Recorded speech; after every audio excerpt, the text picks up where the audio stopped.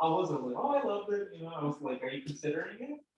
So I don't. She's like, I might. You know, for pharmacy. Oh yeah. Yeah. She just wants to put it down. Yeah, because she works in the lab next door. And I Right. see her sometimes when I make my rounds. So she was like, oh, where'd you go? Okay, good morning, pharmacy. Good morning. One of my favorite days is when graduates visit, okay? Because after they graduate, it's so hard to get them to come out here at the campus because they work all over the place. They work far, not close to the campus anymore, some move out of state. So it's always a happy day for me and for the class when we get to have graduates come by and visit. Some don't want to visit because they don't want to talk, but Kevin is different. Kevin, on the other hand, volunteered to come here to talk to you, which I really, really like, and I really love having students in the campus, especially when they're out practicing in the field. Okay. On Thursday, we have another guest speaker who is also a graduate. One of my favorite, yes, 11:15 for us. Now, Go ahead. oh, okay. Okay, go. Okay. Oh, great t-shirts. What's her name? Edwin? Edwin? Kevin. Okay. Thanks. I'll be back real quick. Me too. Kevin, I have yours. Oh, awesome. Thank you. Yeah, I give it to you when you're done. Okay, thank you. How's your boy? Well, he's 11 now, and Dang. almost my height now. But then a bit, I'm still a bit taller, so maybe 1 more year is about my height. Not that I'm tall, but maybe 1 more year, and maybe he's gonna be taller than me. Good. We're scheduled, actually, I timed it perfectly. They're scheduled to get their shirts at 11:15, but I guess no one's there. Okay. Anyway. Well, they should have told me. I have to cut my intro to you. Anyway, when that happens. You roll with it. Hopefully I'm recording. I haven't recorded it for a long time.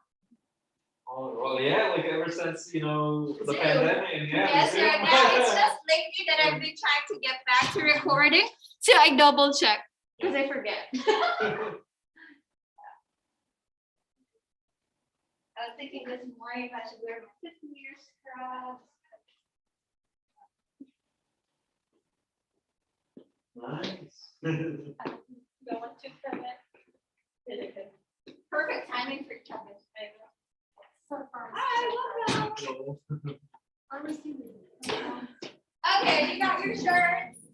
Settle back in.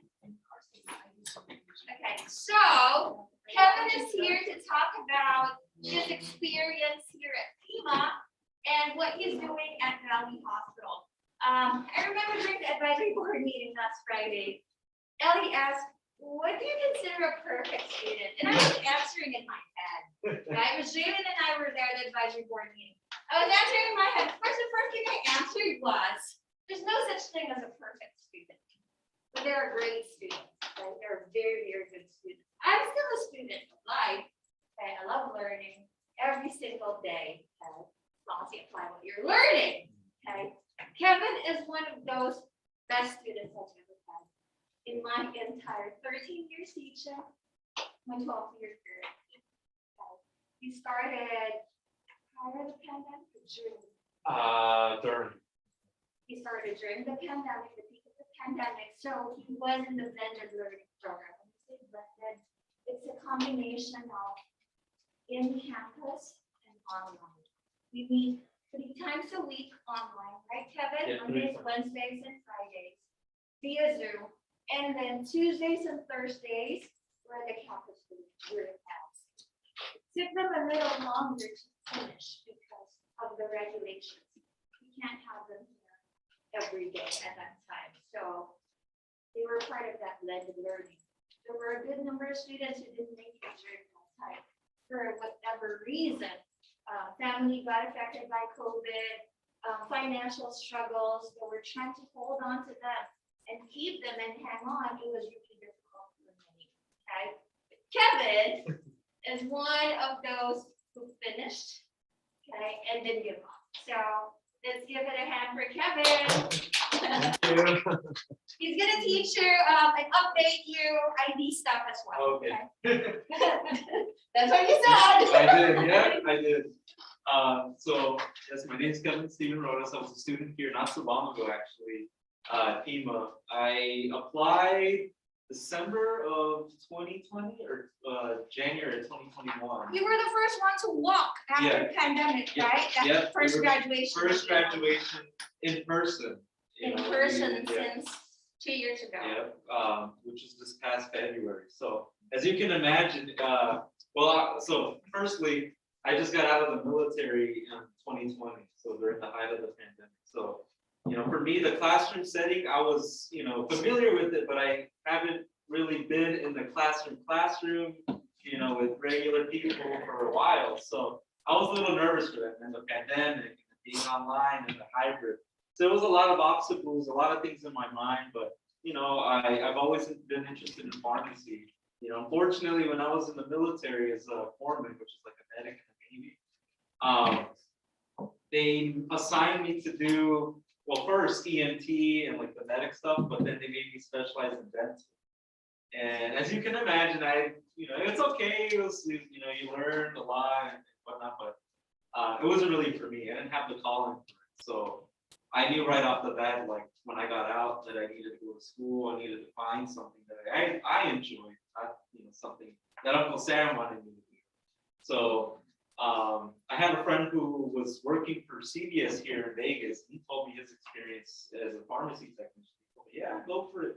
And then I started looking around for schools, and then PEMA was the first one that popped up to me, the one that like really, piqued my interest and made me want to apply.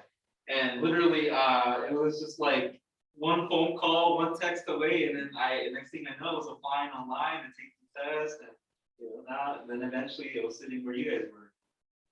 But it's been a great journey, and I enjoy it, and I love it. But so I'm not here to talk too much about myself, like my background, but I'm here to talk about my experience as a pharmacy technician.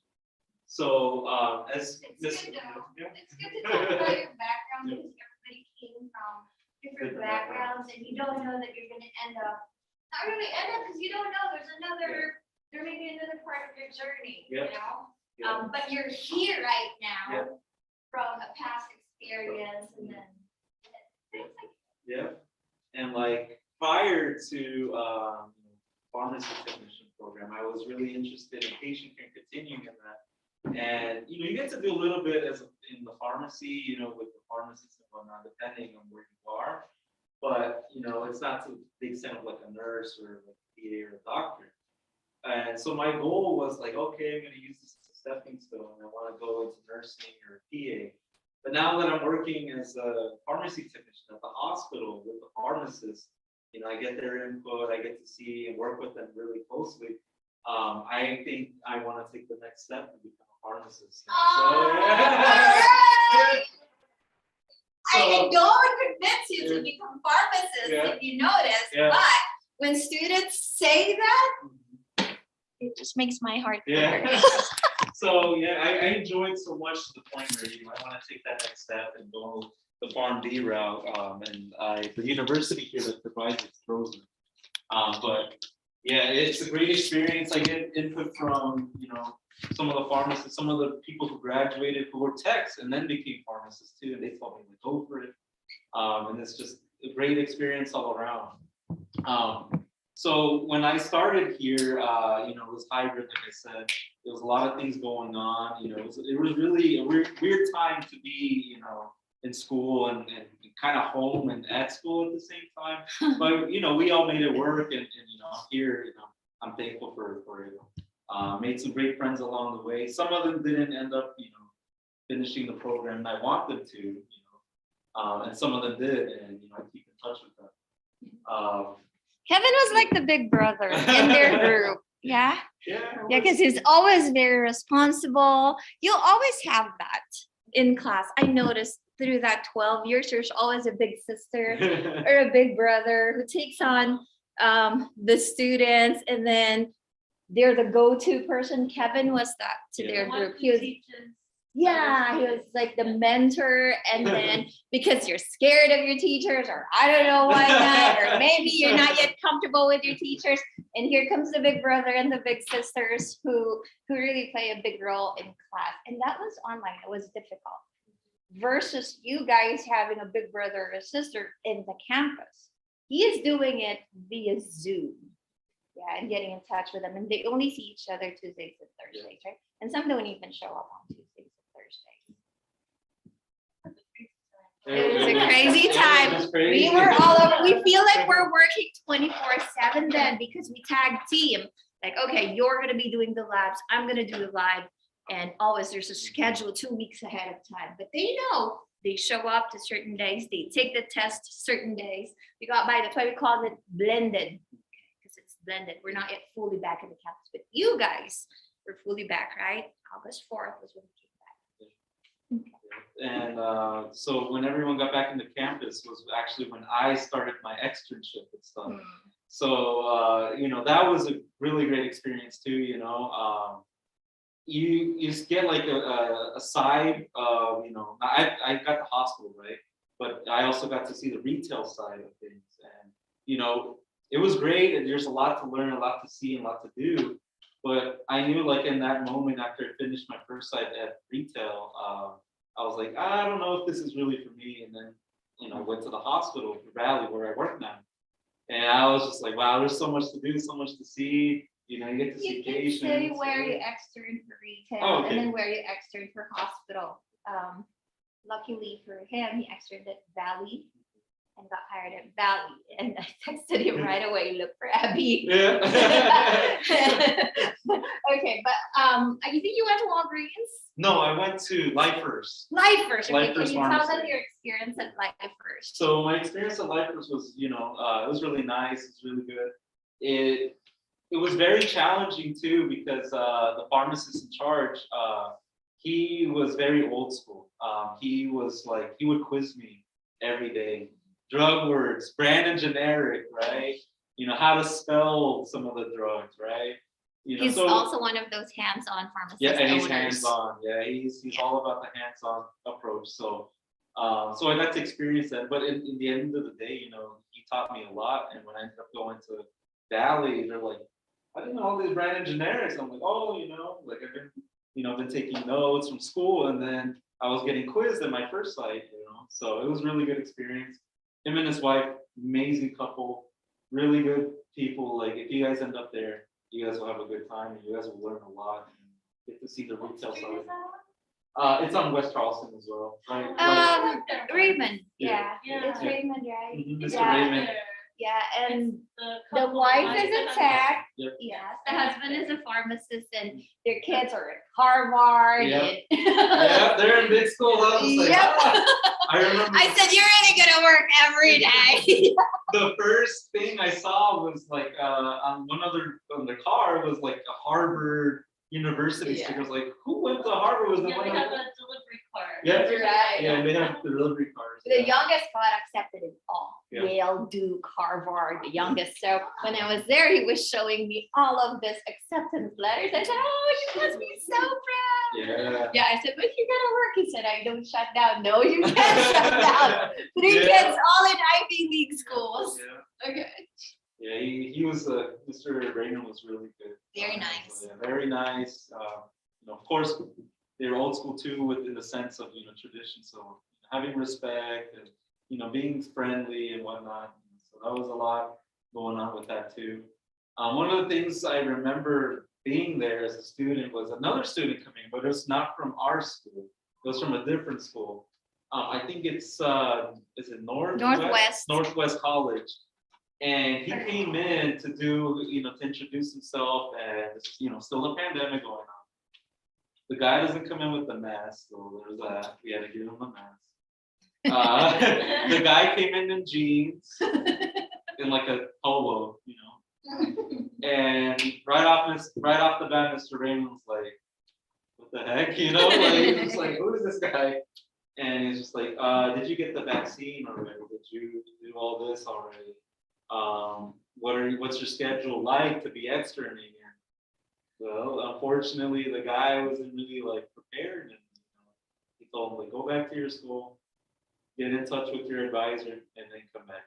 Wow. So No wonder she likes her students. yeah, he's always speaking highly of the students. So if you guys end up there, it's got some big shoes to fill, but it's a good experience.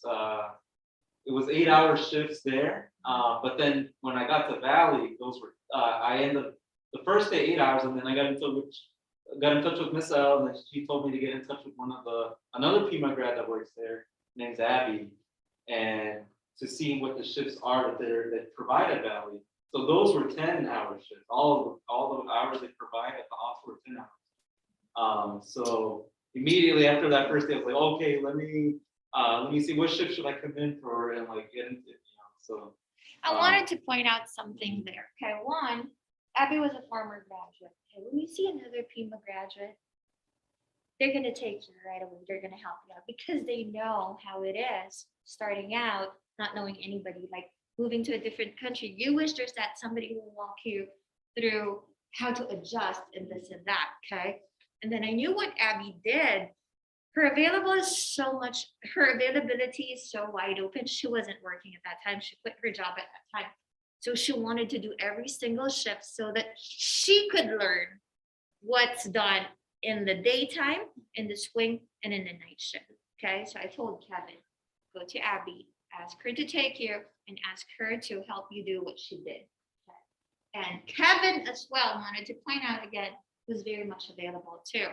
He wasn't working at that time, so he made himself available to his sites. Yep. Okay, that's another thing I'd like to point out. Yeah. So when I got there, like Ms. I was saying, I got in touch with Abby, and I started off doing a couple of morning shifts, which were, again, 10 hours.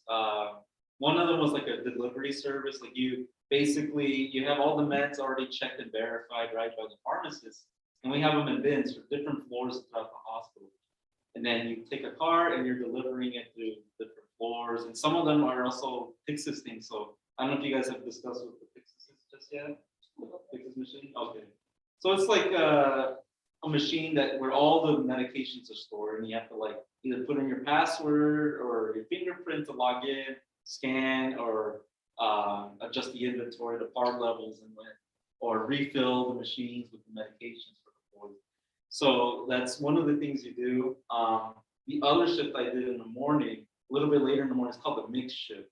And that shift it's like I said, the name implies mix. You're going to do some deliveries, you're going to deal with some of the narcs, you're going to be dealing with some of the IV solutions you have to grab. You have to prepare a couple of things to give to the IV tech so they can make things. And then, of course, you got to do your courier round where you're delivering. And in that one, and also you have to go to the OR, the operating rooms, and also restock what they need, because you're the person they need for when they need surgeries or they have a surgery for that. And then I ended up doing some of the swing shifts, which is what I'm mostly in now. So when I applied to work there was a vacancy for PMIB, which I'm also going to talk to you guys about. The IV shift, which is, I was a little intimidated at first, of course, because, it's something that's very important, very vital, and you could mess up at any point, but you always got to be focused when you're working. So they immediately, when I got hired, I was like, they sent me to train and get familiar with the IV room, where everything is, what solutions we use, what gauge needles we're using, everything. So how to clean the hood and all that stuff. So USP 797 was, just the premise of the whole time in there. And, that experience was, like I said, a little intimidating, but as you start, taking notes, which I did, if you guys want to take a look, I pass it around. So this is what I did every single That's why I said time. he's one of the best students. He takes notes. Yeah, so Even during externship and even right now as a tech already, a practicing tech. so that notebook is basically what I call my recipe book. Because You're one- our expert. Yeah, RX, yeah. So one of the senior technicians over there at Valley, she was one of my mentors teaching me the IV room. She's been there for I think 8 years, but prior to that, like 20 years at a different hospital, different facility, doing IVs. That's all she does. And she told me, just think of it like a recipe. Like you're gonna get this, and you're gonna get another thing, right? And you're gonna put them together. You're gonna make something delicious. So you don't want it to be nasty. It's so true. Mhm. Usually hospitals require you 2 years experience before they hire you. Okay, 2 years experience. But then our graduates, when they like you at the hospital, they bypass that 2 years experience requirement and hire. Abby, Kevin, for Valley, I'm gonna speak for Valley, but of course, other hospitals like Sunrise Hospital, they hire their students without 2 years experience. It's because it's what you show them during that externship, okay?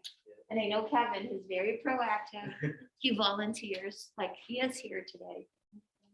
Thank you, Kevin. So yeah, I like Michelle said, like I volunteered every shift I wanted to learn, especially the IV room. So that was just like, one of the things that was critical for Valley at the time. So It's amazing how you got an IV tech job right away, fresh from school. They take you like from PIMA, but not put you right away in the IV. However, you have an advantage. You know what? We're the only school that does Yep. IV, USB 797, sterile compounding preparation certification. This is why if you go to a hospital for your externship, this is one of the things that you need to print out and submit to them. Yeah. If you're going to a hospital or a closed door setting that does IV. I was also hired straight from my IV tech? hospital. No, not IV tech. But I was hired straight from my externship in a hospital, but it took me 1 year to go into the IV room. oh See? wow. Yeah. Yeah. I was hired in a hospital too right away after pharmacy school, a JCO, now TJC accredited hospital, and I went straight to making IV bottles. And speaking of Joint Commission, they're actually planning to be here either this week or the following weekend. At Valley, okay. So there's- yeah, wish me luck. You see, that's stressful. Like I always talk about ASHP, ABHAS. It's the same feeling because you want to show them that you're doing the right thing and more. Okay, you don't want to fail that particular quote unquote test. They're testing you. They're checking what you're doing. Okay. So Yeah. this is a day in the life of a hospital Yep. tech now. Yeah. IV tech IV specifically. tech, yeah. So Okay. now I'm one of the primary ones for the swing shift. Like Amazing. maybe 2 to 3 times a week is when I'm in there actually. How many months till you move to IV really fast? Oh, real fast. Like I want to say I trained. Okay, when I got hired was January 16th of this year was my first day.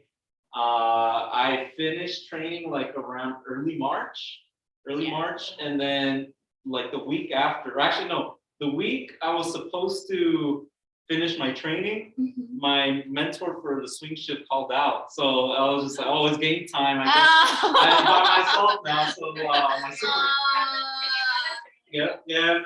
Mr. Nick, my supervisor, is like, I was talking in. He's like, I have bad news. I'm like, oh, what happened? It was like, oh, imagine. What did I do? What did I do? I know what they said. I got bad news. You gotta come in. What did I do? Did I kill somebody? Yeah, no, he's just like, oh, your mentor for the night called out, so we don't have anyone. But if you have questions, let one of the pharmacists know. Oh, and that's another thing. Don't be shy to ask the pharmacist for information regarding a medication or how to calculate the dosage, or if your calculation is correct, because at the end of the day, you guys are a team and you guys want the best for your patient. You want patient safety above all else. So I wanted to, Yeah, I wanted also to point that out. Opportunity. Remember Geneva during that activity, interview the pharmacist or the pharmacy technician. She's working at Costco as a cashier, and now she's going to be trained as a pharmacy technician. Kevin, on the other hand, that tech who trained him fell ill. It was his chance. Yep. It was his chance to show like what he's made of. Yep. Really. And I wouldn't put past whatever Kevin accomplished to this day because I knew I saw him. We saw him, like how responsible he is. That's why I said, if you're going to describe best student, he's one of those. Thank you. Yeah. Thank you. So yeah, like I was saying, so you know, the IV room straight into there pretty much. Like they told me like, okay, you gotta learn this. You know, they encouraged, you know, to take notes too, but it wasn't required. But I knew like everything. Every time I got a label printing out from the machine, because we get these orders right from throughout the hospital. They're like, oh, you know, this med with this solution or this dosage, you know, and this, and like I was just like, okay. And then I also took some notes from what some of the things my mentors who were there were telling me, like, you know, these are okay to add a vial, which is like a connector that you connect to the IV bag.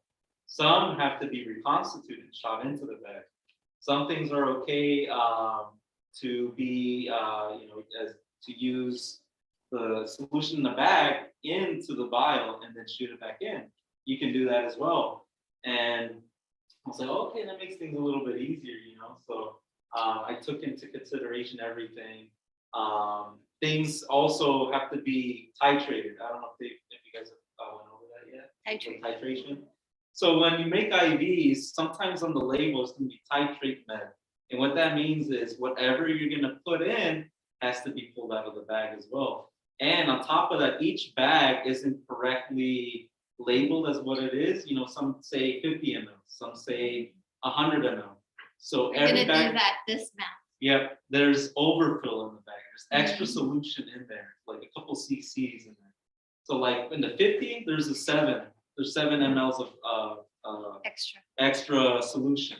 In the 100, there's 9. And I also have them all. You're listed familiar with that, right? Yeah. Because we covered overfill Mhm. in sequence 3, which is coming up. Yeah. We're going to talk about overfill because it's if what he's trying to say is if an IV bag says 500 ml, it's not exactly 500 ml. There's an overfill, and it says in there from the manufacturer how much the overfill is. Yep. I'd like you to talk about that. So that's another thing, like, you know, when I was in the classroom setting with kids, taking notes, you know, everything's a little bit different because you're not really seeing it and you're not really like touching Online. the solution, right? And you're online. So, you know, it was really hard for me to kind of envision this when I was in your position. But then when I got there, I was like, oh, I remember, like, this is what we were talking about in class, you know, the overfill, titrating and stuff. So that's another thing I immediately took down notes too, like, okay, like, if I'm going to make something, I have to consider what the overfill is in the bag on top of what I'm going to put in. So combine those two to take out the solution in the bag and then put in the medication you need. So that way it's perfect and there's no error, right? So yeah, everything in there I put, like every time there's a new drug I got, I was basically writing it down. Okay, it can come in this solution, it can be ordered in this solution. The vial's this size. Sometimes I put like, okay, like if I'm gonna make this, okay, I'm gonna need plus or minus 20, which is what I put for, I'm gonna put in 20, I gotta take out 20. And then some things have to be, you know, reconstituted with sterile water versus bacteriostatic water or sodium chloride or dextrose. So, you know, I made a note of those things too, but usually some of the meds that are okay to, you know, use the solution in the bag are like antibiotics. You just want to make sure like it's okay. This is the solution that you need. Make sure it's fully dissolved and you can shoot it back into the bag. You can't go wrong with that. But yeah, the notebook that I made here has everything. I'm still adding things to it, you know, things I haven't seen. Like the other night I made this drug called Midazolam, which is a very expensive drug, and they told me like that little vial you have is 1 cc's, you know, it's 1 ml is $3,000. So keep in mind, don't you know, don't mess up, you know, get it right the first time, and then make sure it gets hand delivered. So I make sure to put like a stat order like sticker on it. Oh, and that's another thing, you got to label just like you would for your POs, meds.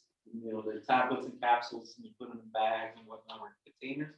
You want to make sure you have those auxiliary labels on your IV bag as well, if they're needed. So I put a stat order, and I was like, okay, on my round, I gotta make sure I hand deliver it to the nurse, so you know, she doesn't say he or she doesn't say that I don't have it. Where is it? You know, so that's another thing too, the hospital, about the nurses and stuff. But that's besides the point. But yeah, that's a challenge in its own dealing with, you know, some of the nurses. But the experience is enjoyable. The IV room is great. There's a couple techniques that I learned in there that made it a little more easy and comfortable for me to manipulate, you know, with the needle, get exactly what I need.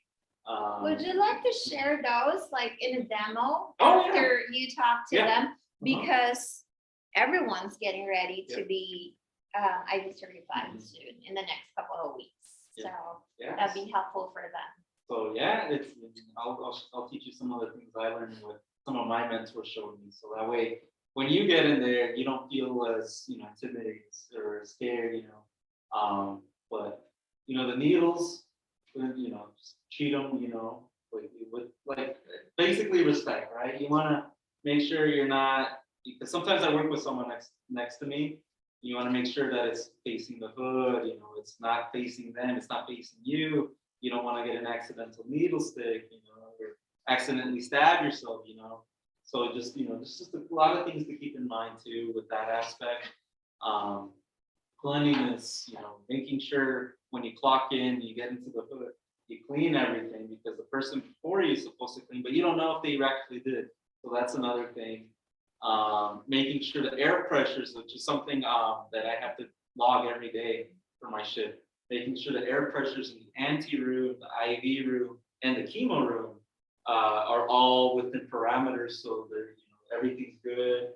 We don't have any issues with air pressure, or a lot of contaminants can get in and whatnot. So there's that.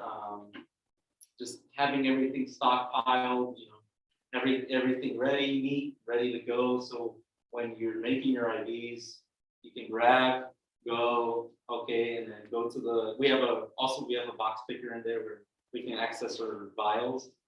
Choose the med you need, correct those, make your calculations, write it down on the label. That's what I do. I always write it down on the label. Use a calculator if you need to.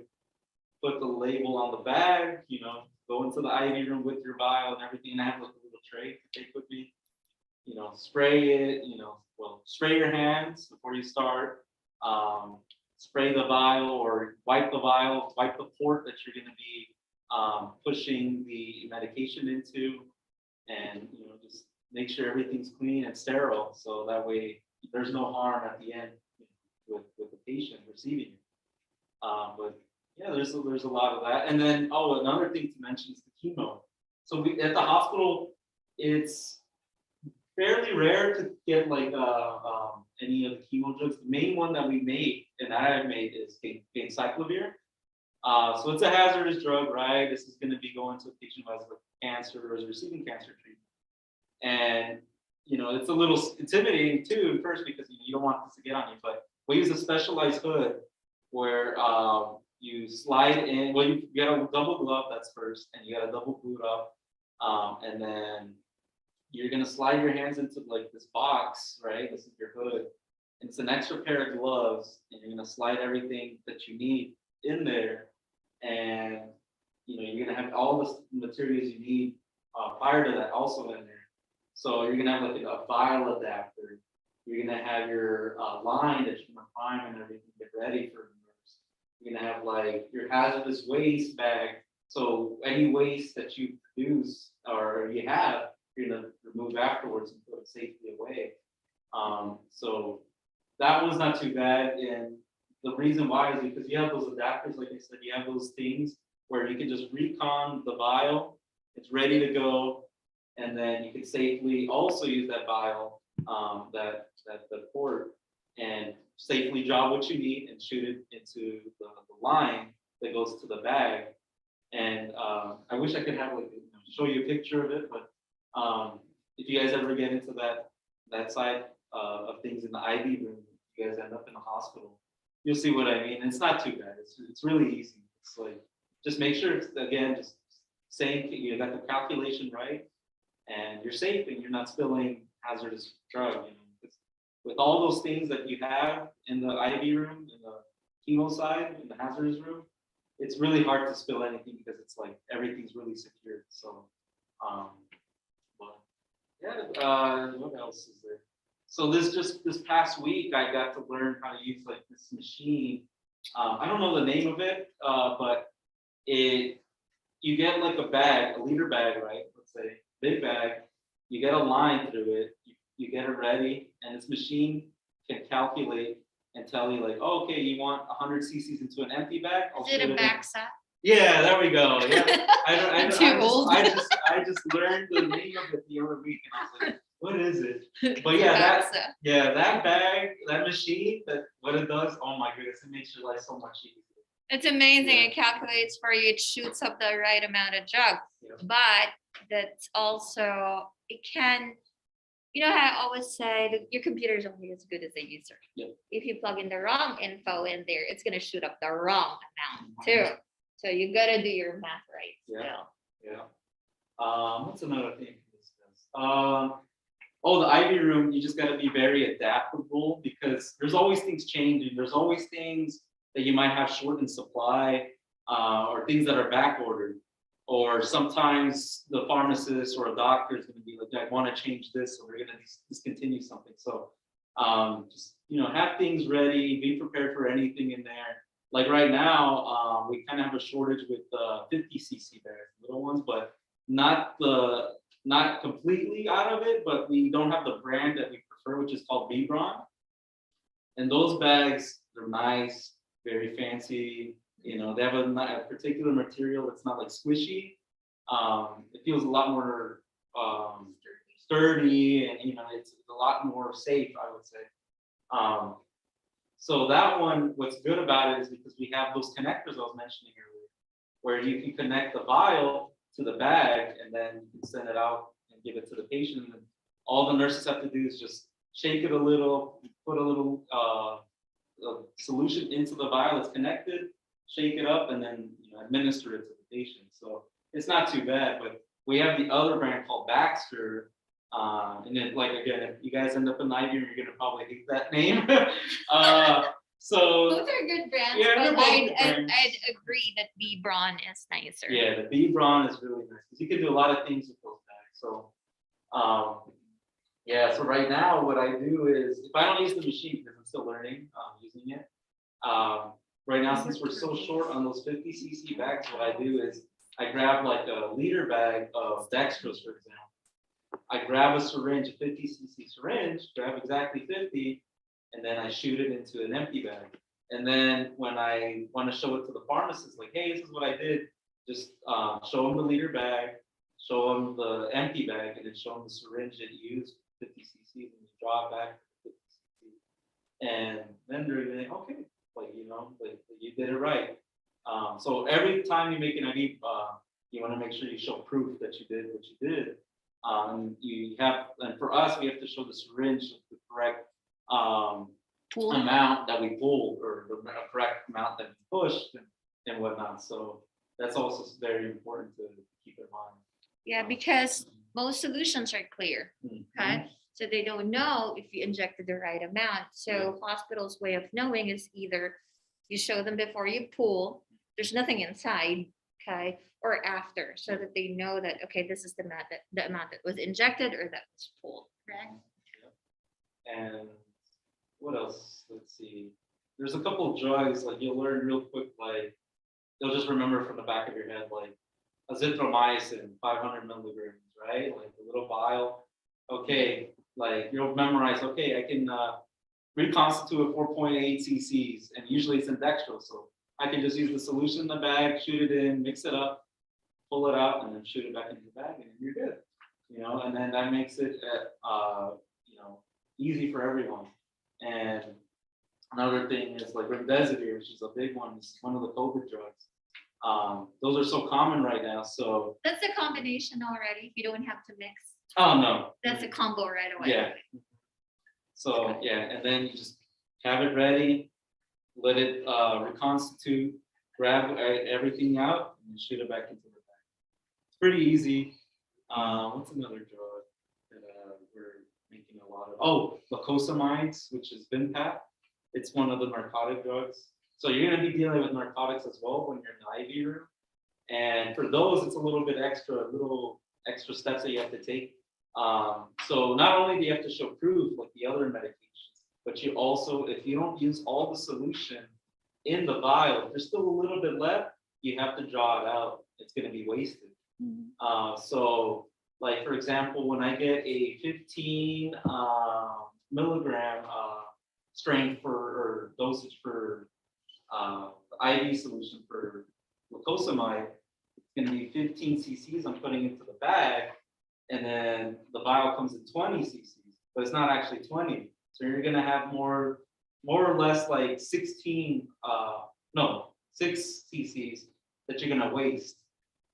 So you have to prepare a waste sheet for the pharmacist, let them know like this is how much I drew out, and you got to show it to them. You can't dispose of it. They're going to be the ones disposing on top of everything else. And then we have like these things called green sheets where we document how many cc's of waste we have calculated, and then you just present it to the pharmacist, and then they'll take care of the rest. The other med that we also do is Midazolam. That one's also a common narcotic we deal with the IV room in the hospital. Every now and then there's a morphine drip we have to make, and those are just tedious to make. But yeah, it's just literally one cc or 2 cc's vials, and you need like 20 of them to shoot into one bag.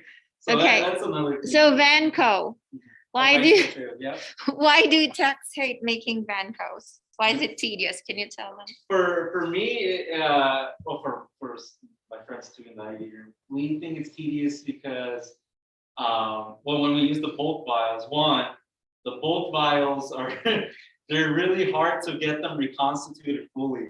Like exactly. You really gotta like shake it and be patient with it, because all of the stuff on the bottom is still there. Like you can go and make other things 30 minutes later. Exactly. So it's tedious because of that. You got to come back for it. Yeah. The other one too is daptomycin, which is I kind of call it like a yellowish solution, bright yellow solution. And that one, you don't shoot into an IV bed. You just reconstitute the vials, which you need. You draw it out into a syringe, and then you cap it, and then put the label on it. Those are tedious because, again, just like Vanco, they take forever to dissolve. Yeah. And no matter how much you shake it, there's still going to be like a little piece that's still dissolving. So it takes a while. Like I get orders for them like due at 17:30, but the vial is still, reconstituting and everything for like another hour. So they always adjust the times for it.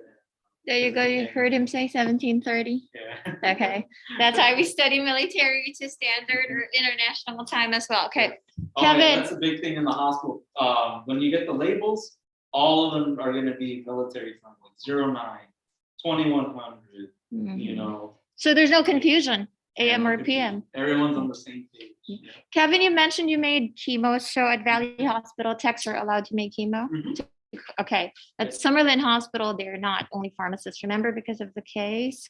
I don't know if that has changed. But that was one of their action plans. This is for pharmacists to be doing the hazardous and the chemo. I believe Centennial Hospital is the same. They don't let techs do the hazardous or the chemo. I'll double check with Danny if that's still the case. Yeah, that was one less thing. Right? Right, it is true. But it's a good experience, and you guys have that experience too. Yeah. I have a question. What did you learn in retail that you didn't learn in hospital?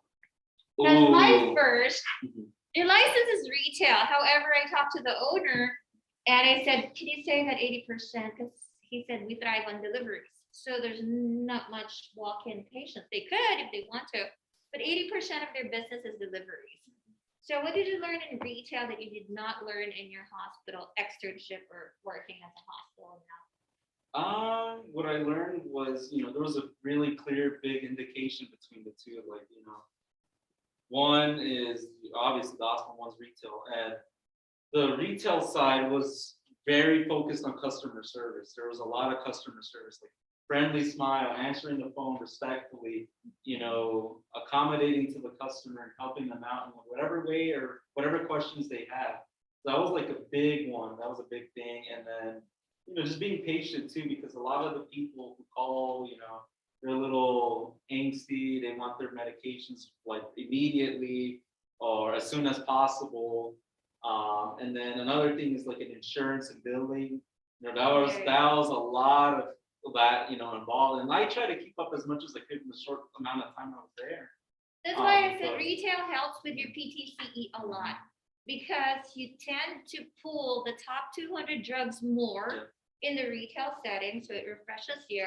And then the insurance and the billing part for your PTCE. When did you take your PTCE? I took it mid-November of this past year. After the program? After I Right finished after. externship, yep. After the externship, Yep. right away. So it's So- fresh, don't wait. Mhm. Your momentum is high, Yep. okay, coming from school while in school. I had students tell me, Miss Al, because some students take it while they're still here. And some students came back to me and said, Miss, they passed. All of them passed even while they're still here. But they come back to me and say, Miss Al, if we could make a suggestion, have them take it after their first rotation. So whatever practice, like we learned a lot here, right? All of this didactic and theoretical, but the practical side, you're going to learn a lot in your retail. Oh, yeah. Retail in your externship, okay? Like machines that we don't have. We have an Omnicell, we do have a Pixies. They have more machines, they have more equipment, okay? And those students, I said, okay, that's a really, really good point. After your first rotation, you pretty much have 90% of what you need to pass the PT. Oh, yeah. And I Kevin took agree. it, no problem, real fast. Yep. Okay, so what do you like most about being in the hospital? What do I like most? Every day or every shift I work, it can be different. Just like a change of pace. Some days are busier than others. And I like it when it's busy because time flies when you're busy. And I am, Do you feel Pixie's machine? I do. Mhm. Okay, because when I caught them, he's in the IV room. Yep. Abby was the one doing rounds, okay? So Abby is a social butterfly.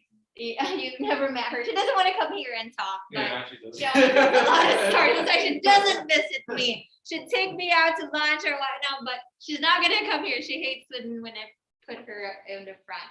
But that works for her. Like what Ms. J mentioned a while ago when we were doing customer service. You tend to know these nurses already in the nursing stations because you feel the Pixie's machine.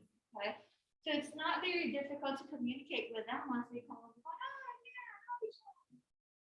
Kevin was stuck at the IV room that day, and I just asked for their leads. I'm like, can I get them? And so, but the cafeteria was closed at that time.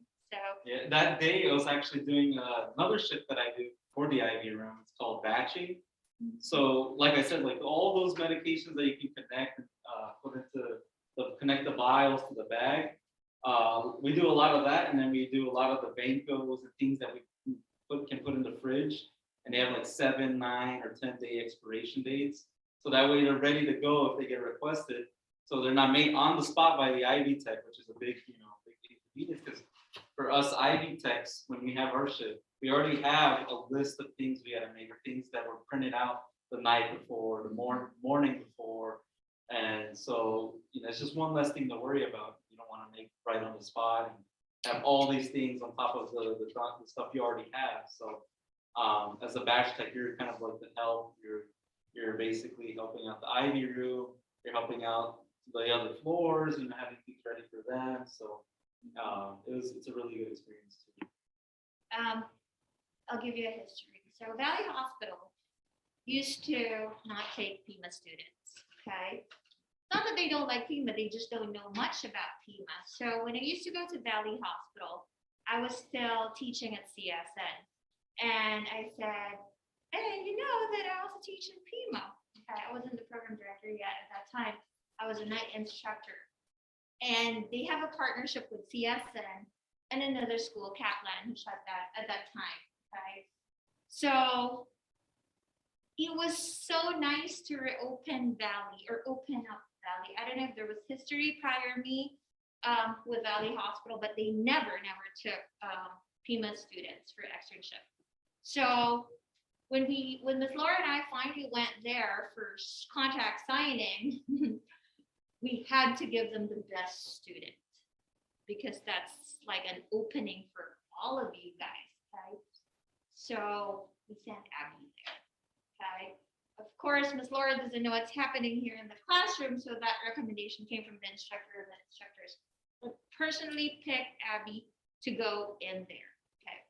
Was Abby one of the best students? Yeah, she was one of the best students here. She struggled in her personal life, but she didn't bring that here, okay? And so like Abby, Abby, there's so much stress that we put on Abby because this is going to open doors for you guys. So like, Abby, you got to be really good. So the stress was in there. But to give you a story, during one of Abby's breaks, I think it was slow that time, she saw boxes and boxes piling up, boxes from inventory deliveries. She just started like chopping those boxes and flattening them.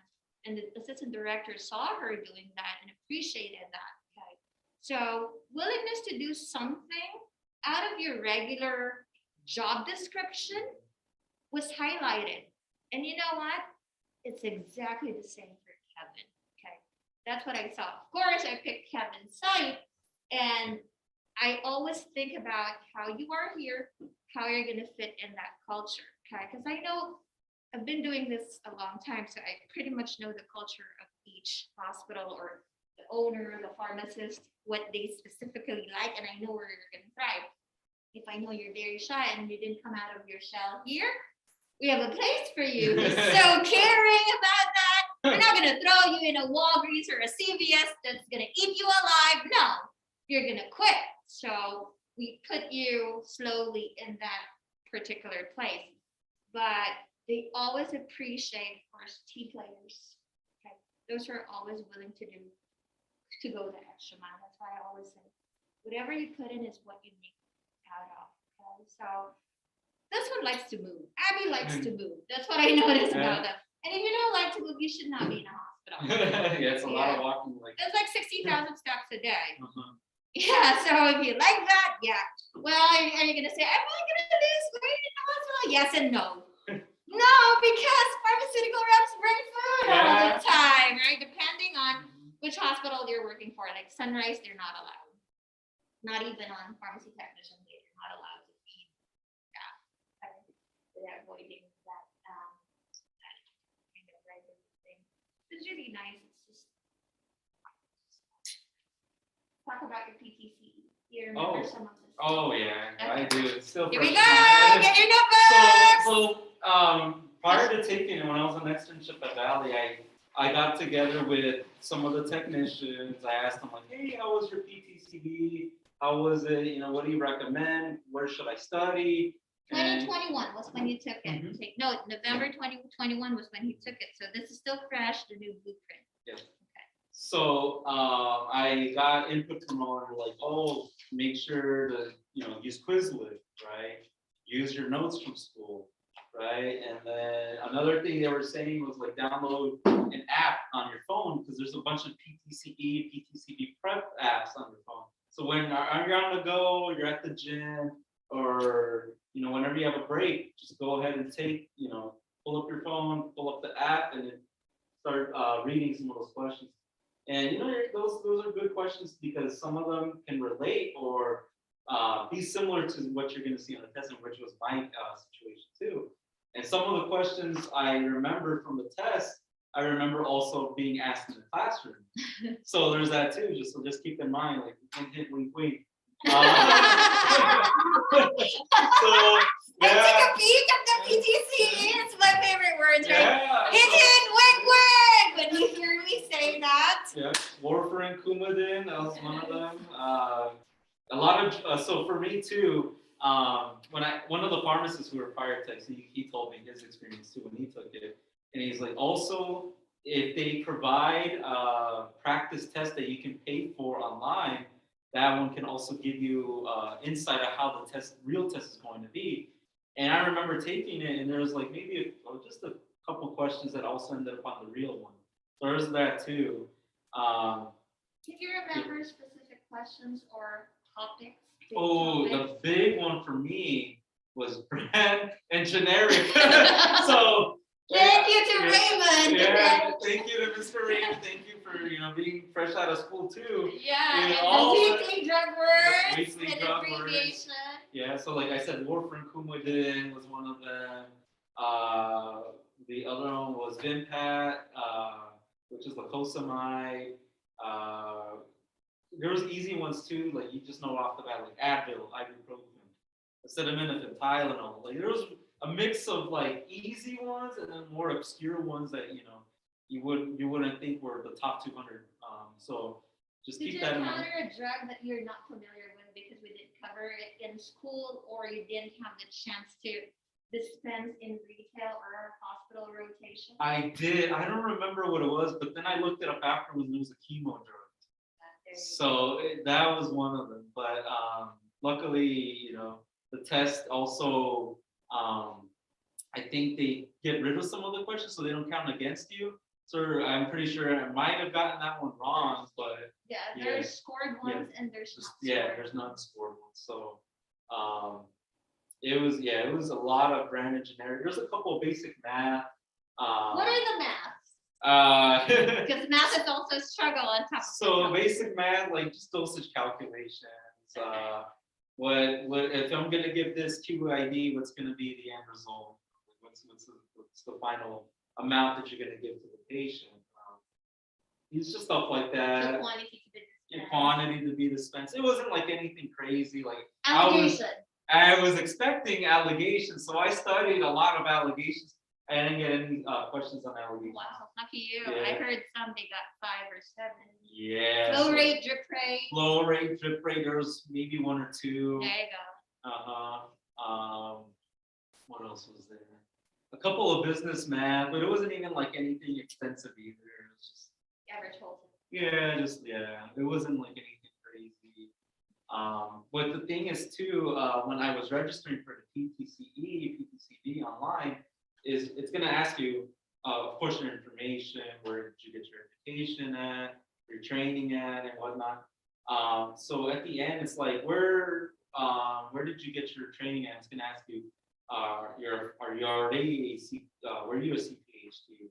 Or do you work at a hospital? Do you work in retail? Do you work in a sterile compounding site? And for me, I haven't really gotten at that, and so I chose I got my training at an educational institution. That's what you have to choose. Yeah, and so I chose that, and so And then it will give you a drop down. You'll have to choose Las Vegas. Yep. In the past, there's no Las Vegas in the option, so I have the students choose Chula Vista. oh, So I I said pulled- Yeah, and we have 100% pass rate. So I said, it can't be, we have to have our own. And then finally we have our own, so we can track our own pass rate. So Chula Vista got all those good pass rates. Okay. When you took the PTC, were you confident you're gonna pass? Because you're gonna get a preliminary printout that you Well, for me, I've always had test anxiety. I'm always nervous See? for whatever reason. But honestly, after I finished, of course I was a little anxious, know what my results, but you get the results right then and there when you finish the test. And I was like, really? I did it. I wasn't oh, I'm doing so terrible, or at any point in time, I really believed in myself, and I really believed in the training, and I believed in the notes I took, in the studying I took, So I knew that I was going to do well, Of course, I was nervous though, because it's a big test. I didn't want to mess up. So, but I think what made me more nervous was the site itself where you take it. It's very secure. Oh, you did it, not proctored, not online. You went to. Yeah, I had to go in person. Yeah. Very good. And so still social distancing, there was still all that going on. They literally told me to empty out my pockets, they gave me a temporary locker. I usually wear glasses, and they literally told me, take off your glasses, set it here, and they put on this device that spins it around. It scans it. And it scans it to make sure there's no hidden cameras or anything. Sunglasses. Yeah, so they've seen it all, they've done it all, but and like you're like in this box, like almost like a DMV, like that's how I felt. Like you're next to all these other people taking tests, but you can't see or interact with them, you know, or you automatically fail. So you're just in the zone, and like I felt like that kind of just made me a little more anxious. But when I got to the test, I was like, oh, like I started like picking up like I remember this from school, or I remember this when I studied. Or, you know, I remember this when I was in retail when Mr. Raymond was visiting, a lot of the branch engineering. So all the training you receive, all the notes you take, whatever you decide to study with, you know, Quizlet or your notes from school, all that's going to help, you know, and just believe in yourself. You know, it's a big test, but you know, you've gotten the training, you can do it. You know, just don't give up. Okay, I was the one who kept asking questions. Your turn to ask questions. Any questions?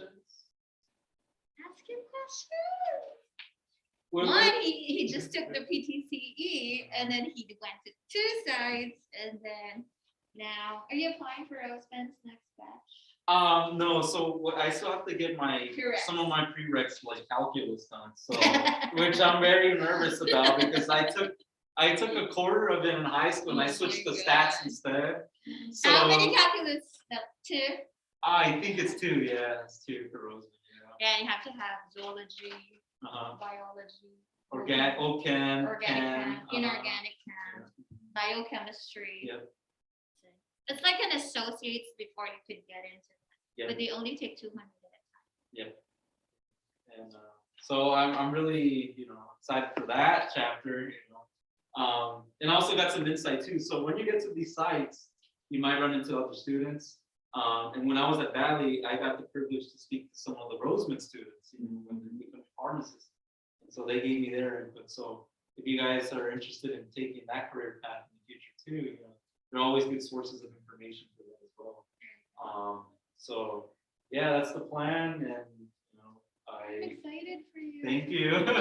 The end goal is to get to the VA. That's my end goal. To Get work back for to the VA. VA work as a pharmacist at VA. Yep, that's the end goal. Yes. I also if you remember any of pharmacy law questions. Pharmacy law on my test. I don't think Controlled substances, probably. controlled That falls under substances. Yeah, pharmacy it law. was like what it was like. They gave you a medication, right? What category is this drug? C5 or C, you know? So that was just one of the things that they asked, but it wasn't like anything too hard or anything in depth for me. But every test is different, so I would just say to study everything, you know, everything you can, and or anything you feel you're weak on, because it might pop up on the test. How long did you study? Like Ooh. hardcore. So okay. But every day you do. Yeah, Like every- you said, every- at the gym while driving. Yeah. So every time I was at work too, I would have like my mentor, whoever was showing me around, would give me questions like, you know, something they remember from their PTCE or PTCB. Give me those questions, or like, again, quiz me with branded generics. When I was in the IV room, also get some information from there because it might pop on the test, you know, like cleaning the hood, USP 797, things like that. So every time I had a chance to, like on my breaks, I would pull up the app on my phone and go through some of the questions on there. And the app that I used had like different sections. There's pharmacy law, there was pharmacology, you know, there's basic math, you know, just the different sections to cover different sections of the test that might pop up. So, and then when I got home or when I got to the gym, you know, I would go through notes, or, you know, go through some of the lectures that Ms. L had too, you know, and just, you know, just replay them and try to think, you know, all right, this is what is it? This is what I'm studying for. This is how I'm going to remember it. You know, do you find your own way to do things and remember things for things of knowledge? You basically lived and breathed it for how many months? Yeah. Seriously, because he said at the gym while driving, listening to this, it's like he doesn't stop. Yeah. You know? Constantly reminding myself like what medications were, what was enacted on this year and this day for this law, or what happened in, history for pharmacy for the state, just different topics. So just always study and don't give up. That's the main thing. You feel overwhelmed at times, like I did. Like I have all this knowledge, all these things going on right now, but at the end of the day, you want to get that PTCB because one, that's how you get to the hospital. They're not going to take someone fresh out of school without the PTCB, so you have to get the PTCB. They ask you, right? Yeah, they ask you. Have to. You have to have it. For us And to then hire. for IV room, like Miss L said, you have to have your IV cert to be in the IV room now. So there's that too. And then if you don't choose that route, which is fine, I'm just here to give you my input and my experience. On the retail side, if you have the PTCB, you get paid extra as well. So that's another incentive for having it. So just some of the things you got to keep in mind, how important this test is. So yeah. Any other questions? Yes. In the IV room? No, it's like on the. Oh, they gave you a blank sheet of paper, scratch paper, and they give you a calculator. They do that, or they still give you the laminated? They gave No, this. the paper now, Yeah. before laminated and dry erase marker. And they tell you do not erase your, like 3 sheets of back-to-back laminated, like wrapping paper. Oh wow. That's ring bound, and then you get a dry erase marker, no eraser, and they tell you not to erase. Now it's paper. Yeah, it was paper, and then they just told me like, take it here, throw it away. Oh, wow. Yeah. Okay, Mhm. it's different. So and then they just take it away. That's an update. Uh-huh. So that was some of the things, but I mean that could have been just in that instance. I don't know if they maybe switched it back to the dry erase and whatnot. But yeah, they're literally gonna, like, when you go to the testing site, they're gonna make sure you don't have anything on you. You're not, spying or have someone spying for you on the test to give you the answers or some sort of microphone or So anything. your watch was removed? Everything. Yeah. Like, all my pockets, my wallet. Yep. That's why I used to do that, because I want you to get that habit Yep. with your phone connected to your watch. Say, with pharmacists, they take mug shots of you. They don't do that with text. They take pictures of your text. Okay. So you didn't have anything at it. Okay. What time did you take the test, and how did you drive? Ooh. Remember I told you drive around the day before, so you knew where it's at. Yep. not like, Yep. Can you tell them that prep, please? So I ended up taking them at the Sandhill location, Sandhill, and what I think is it Russell? I don't remember what the crossroads Oh, there's is. an extra testing site. Yeah. Remember, there's only one, Uh-huh. which is Convention Center Drive. Yep. Uh-huh. And then Northwest opened up. Yep. So there's another one. Yeah, there's 3. So what happened was when I was taking it, unfortunately, the closest one to me was the convention, but it was already all booked up. Full. So I was like, oh dang. So then as soon as the available was there at that testing site I went to, and I was like, okay, I'll make the drive, and like I familiarized myself with the area first to make sure I knew where it was. I went in there and I asked, is this where the testing site is? And yeah. And then yeah, just that was one less stressor out of the way for me, finding where it is, being on time. But yeah, it wasn't too bad. I made sure to study up, of course, and also take my breaks every now and then, because you don't want to get too overwhelmed. But, prior to taking the test, because yeah, it was a big thing for me. And it was actually the week before my mom's birthday too, so it was like an extra reason for me to really get Give this her out a of the way. present. And Aw. yeah, I was like, Mom, I gotta do this for you. And so, Free extra for me. yeah. So I took the test around, it was 4 in the afternoon. Oh, you took a nap? Yeah, it took in the afternoon. And I got done around 6 or so. I want to say 6 p.m. It was getting dark at the time. It was getting dark early, so let's see, around 6. So yeah, because they give you an allotted amount of time, I believe 90 minutes to take the exam. But you can always finish it if you feel that you finished. You know, you can always check back your work. But yeah, I took the full amount of time. I reviewed everything.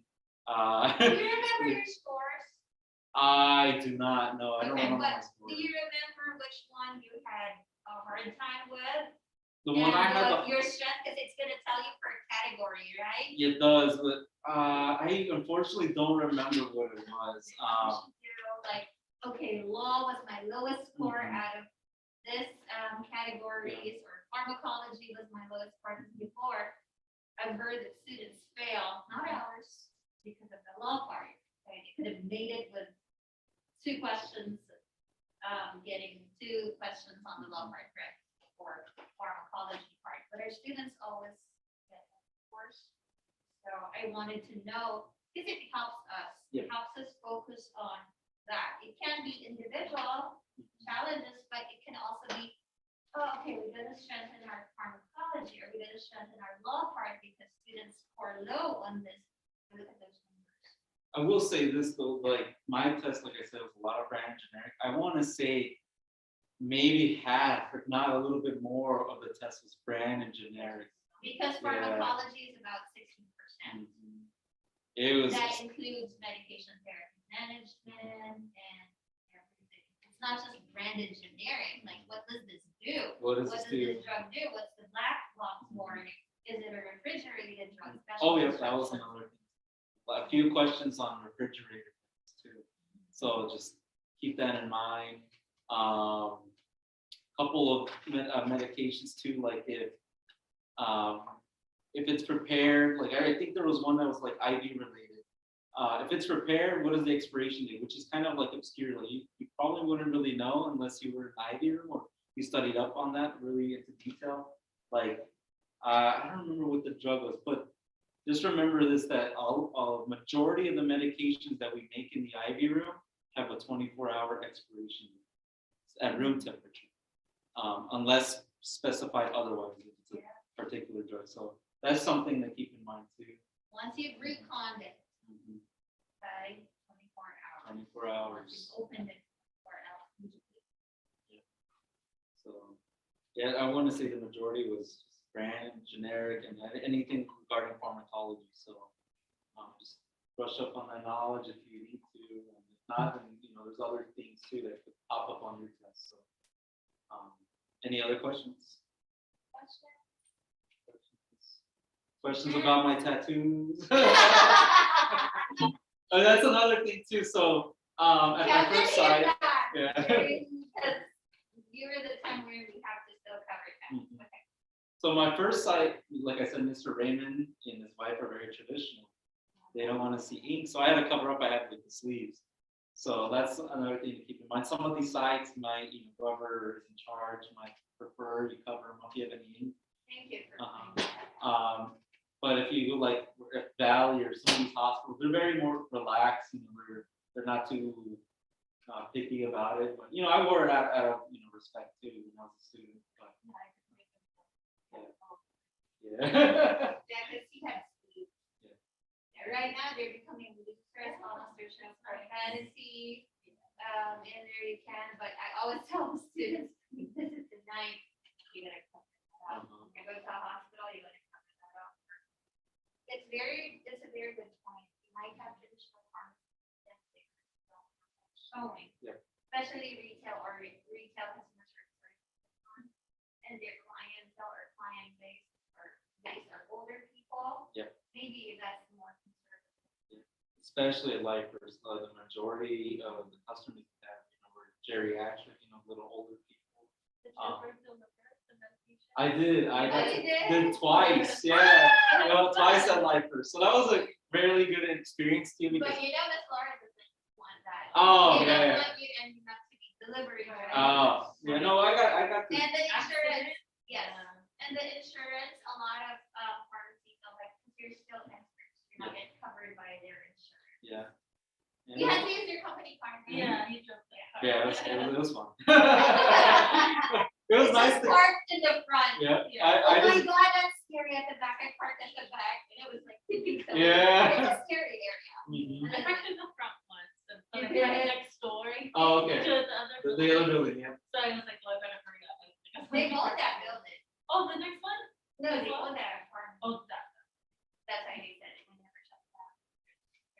Yeah, Mr. Raymond's a trooper, he doesn't, you know, even for like holidays, like sometimes he says he Yeah. works too, so. Yeah. Any more questions? Questions regarding like uniforms or like miscellaneous things about hospital and retail or? I wanna spend time like this 10 minutes for the technique. Okay. Kevin, thank you so much. Oh, thank you, Yay, Miss L, thank you. thank you. Thank You get the 50, he always Yeah. gets like the biggest strong scrubs. And this time, perfect timing, 50 years, our 50th anniversary is on June 2nd. Oh, okay. So we do have barbecue. You should come, and we should come. We're gonna have barbecue. Lunch Morning break class, or something? like afternoon and for the night, early afternoon, like lunch, and then nighttime, but June 2nd. Okay, awesome. Thank Thank so you. much. Do you Thank you, remember guys. where all this stuff is? I do, yes. Okay, help yourself. Please get up. Okay, this is part of your 2252. It helps you guys with your sterile compounding. Wait, Thank you so much Great, for your thank time, you. Kevin. Okay, Wait, what'd you say about Juneteenth? what was that? Juneteenth? I don't June know. 2nd. Yeah, it's our 50th anniversary here at the campus.